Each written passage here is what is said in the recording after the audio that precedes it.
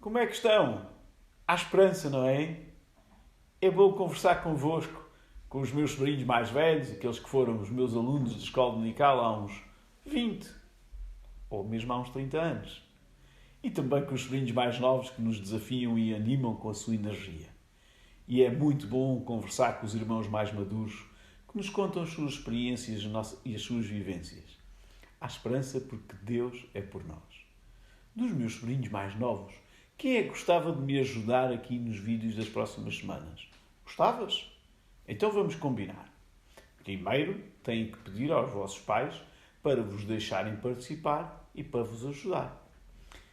E o que é que eu gostava de ter cá para a semana? Eu queria que vocês me contassem como e porquê apareceu pela primeira vez na história o arco-íris.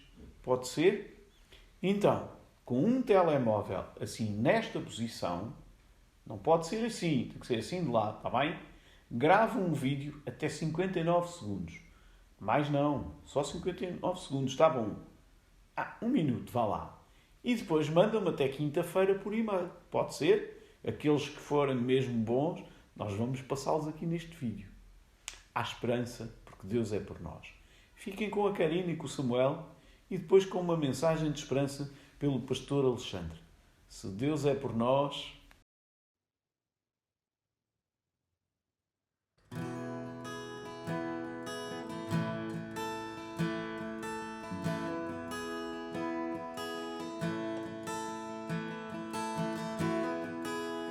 Se ferido e quebrado tu estás, se o pecado te deixa incapaz, Jesus te chama.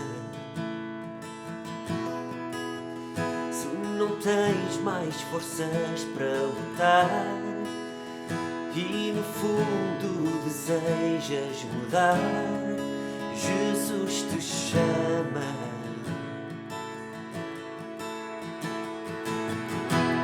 Vem à sua presença, aos braços do eterno Pai.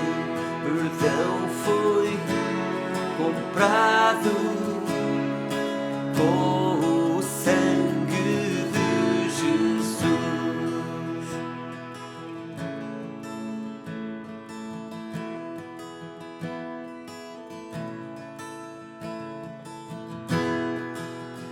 O que passou ficou para trás, já não há mais razão para esperar. Jesus te chama. Nova vida nele encontrarás, gozo eterno ele te dará. Jesus te chama. Vem à sua presença, aos braços do eterno Pai. Perdão foi comprado com o sangue de Jesus. Vem à sua presença, aos braços do eterno Pai. Perdão foi comprado com o sangue de Jesus.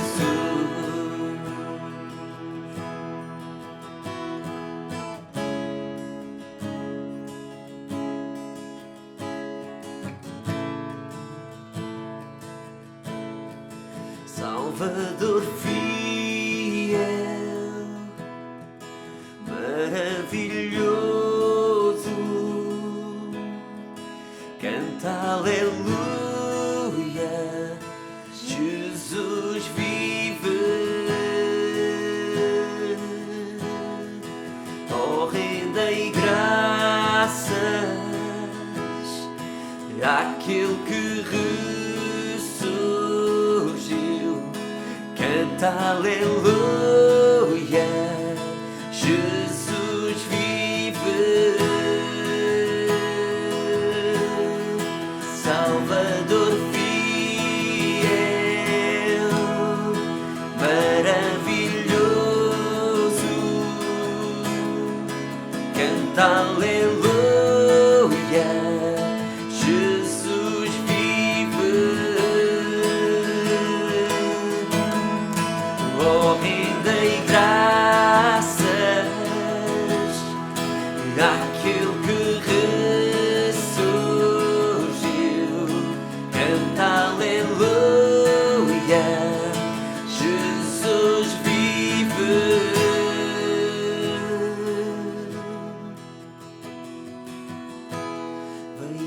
sua presença, aos braços do eterno Pai.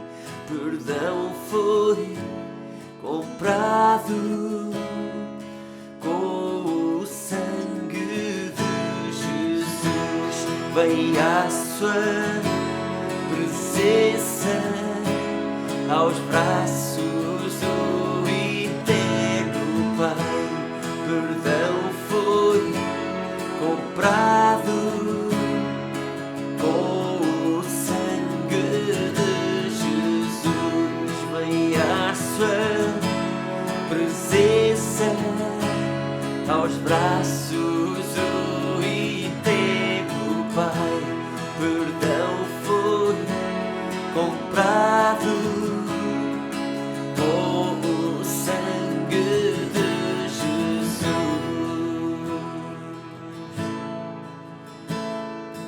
O teu sangue, estamos nos teus braços, Pai.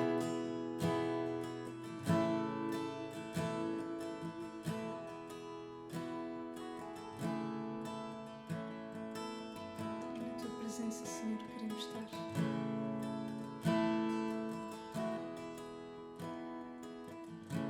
É no teu abraço, Senhor,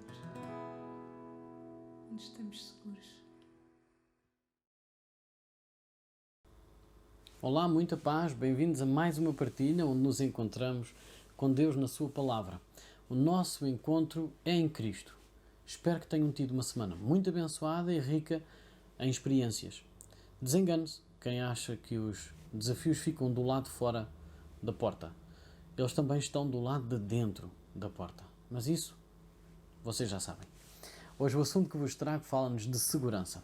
O texto onde o assunto está ancorado encontra-se em Romanos, no capítulo 8, desde o verso 18 até ao verso 39.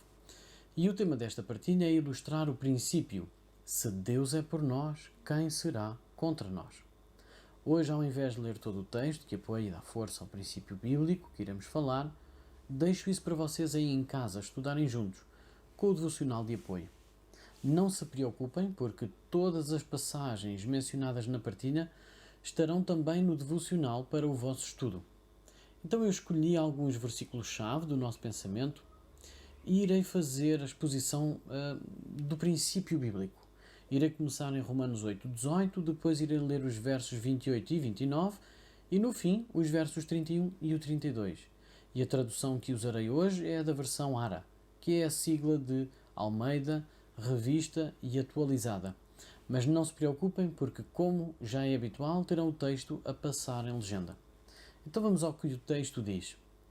Pois tenho para mim que as aflições deste tempo presente não se podem comparar com a glória que em nós há de ser revelada. E sabemos que todas as coisas concorrem para o bem daqueles que amam a Deus, daqueles que são chamados segundo o seu propósito. Porque os que dantes conheceu, também os predestinou para serem conformes à imagem de seu Filho, a fim de que ele seja o primogênito entre muitos irmãos. Que diremos, pois, estas coisas? Se Deus é por nós, quem será contra nós? Aquele que nem mesmo a seu próprio Filho poupou, antes o entregou por todos nós, como não nos dará também com ele todas as coisas? A Bíblia declara muitos princípios nos 66 livros, compostos por 1189 capítulos. E hoje vou partilhar convosco um princípio bíblico, uma lei espiritual, uma lei de Deus para todos os que nele confiam.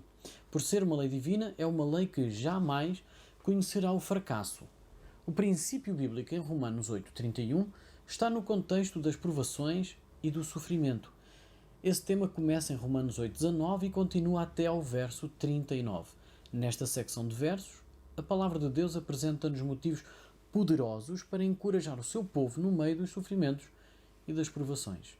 O meu propósito é considerarmos a verdade central de Romanos 8:31. Ela diz que os crentes podem ser vitoriosos em todas as provações.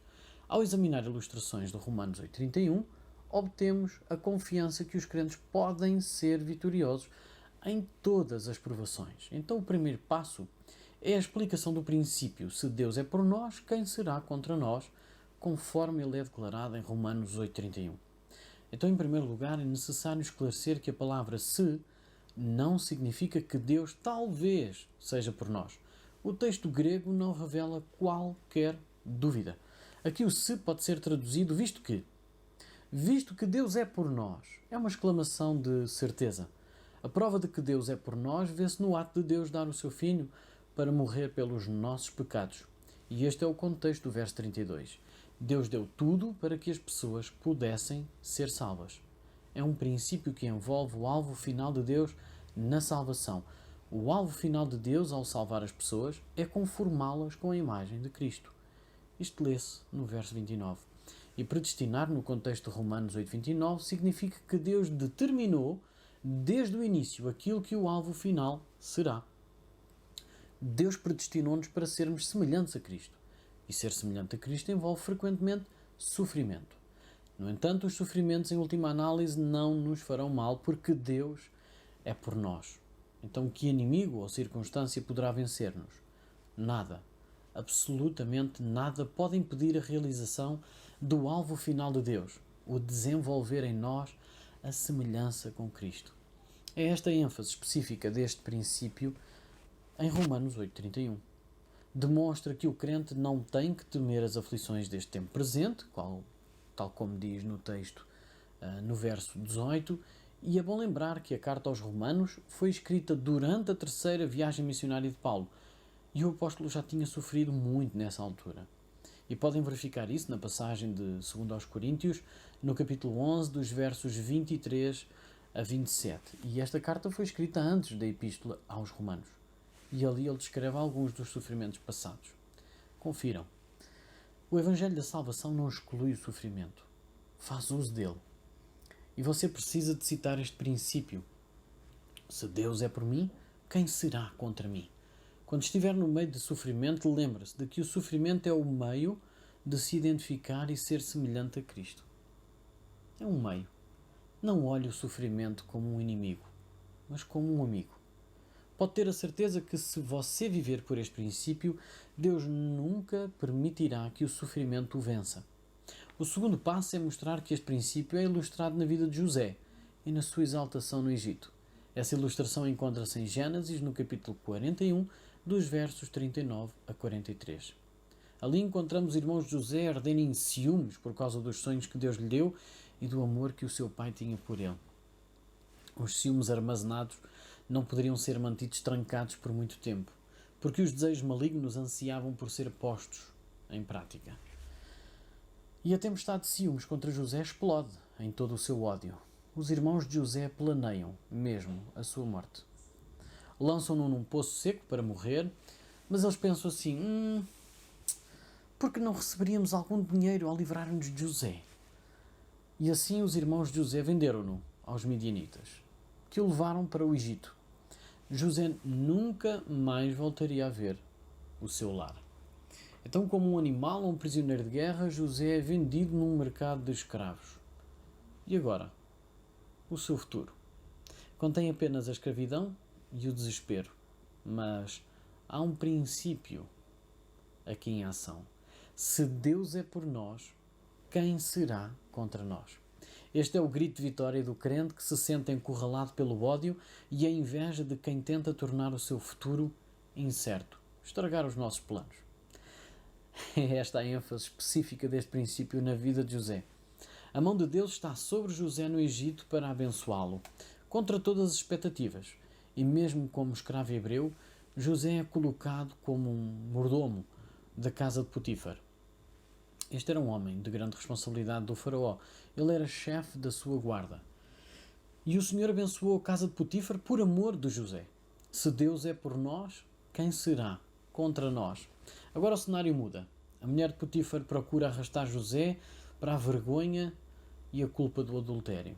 Mas os espinhos do adultério nunca tomaram lugar no coração de José. Então a mulher de Potifar acusa José de tentativa de violação. E agora vemo-lo na prisão. Apesar de José ter perdido a simpatia do seu senhor Potifar, ganhou de outro, a do carcereiro. José foi encarregado de vigiar todos os presos do cárcere. Se Deus é por nós, quem será contra nós? Então, de um momento para o outro, José passa da prisão para o trono. Agora vê-se no palácio e José interpreta o sonho de Faraó. O Faraó fica rendido à sabedoria de José, porque na verdade ele fica a conhecer a respeito da fome nos anos futuros e como salvar o seu povo da morte. E o que acontece então a José? Ele passa a ser o primeiro-ministro do palácio. O Faraó diz: vês, aqui te tenho posto sobre toda a terra do Egito. E é diante desse José que os seus irmãos se curvam quando vão ao Egito à procura de alimento. Deus sempre fará triunfar os crentes sobre os ciúmes e o ódio das pessoas. Você está a travar a luta de Deus. Não permita que a sua confiança seja abalada. O mesmo Deus que era por José é também por si. E se Deus é por si, quem poderá sair contra e sair vencedor? Ninguém. É uma lei divina. O terceiro passo é mostrar que este princípio é ilustrado na vida no livramento dos 3 hebreus, do forno ardente de Nabucodonosor. Essa ilustração encontra-se na secção do Antigo Testamento, no livro de Daniel, no capítulo 3, dos versos 19 a 28. Esses 3 homens que acreditam no Deus vivo são convidados agora a participar da idolatria nacional. Deverão prostrar-se e adorar a imagem que o rei mandara fazer por mãos humanas. Esses campeões da verdade divina dizem ao rei que aconteça o que acontecer, o forno de fogo ardente ou a morte, não adorarão o ídolo do rei. Eles têm a revelação do único e verdadeiro Deus no coração. Eles não podem negá-la mediante uma nova proposta, um meio termo, ou seja, estar entre 2 mundos. Esta proposta leva à corrupção e morte espiritual. Mesmo sem aceitar este caminho apresentado, que por vezes pode parecer o único a seguir, os crentes podem vencer, ainda que pareça não existir outro caminho, porque Deus é com eles. Deus cria um caminho onde não há. Esta é a ênfase específica deste princípio na vida destes crentes hebreus. Lançados no forno de fogo ardente, estes 3 homens passeiam no fogo.